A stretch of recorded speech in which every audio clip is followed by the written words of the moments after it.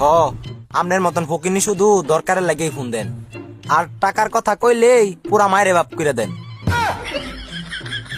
এখন কাজের কথায় আসি।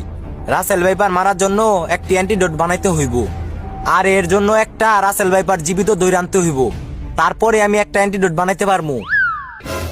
সায়েন্টিস্ট, তুই সাপ নিয়ে কোনো চিন্তাই করিস না, তুই সবকিছুর ব্যবস্থা কর। আমি এখন এই রাসেল রে পাঠায় দিতাছি। আরে এমপি স্যার, অ্যান্টিডোট বানাইতে রাসেল ভাই না, রাসেল ভাইপার সাপ লাগবো। যেটাই হোক, তুই ব্যবস্থা কর। এমপি স্যার, বুকটা খুলাই তো বইলা দিয়েছেন, এখন রাসেল ভাইপার ধরবো কেটা? আমার জানা মতে একটা সাপুরের বাবা আছে, তার নাম শিকারি বাবা। এখন সেই আমাকে দইরা দিব রাসেল ভাইপার। তোরে আমি ঠিকানা দিতাছি, তুই বাবার কাছে গিয়া সাপ নিয়ে আয়।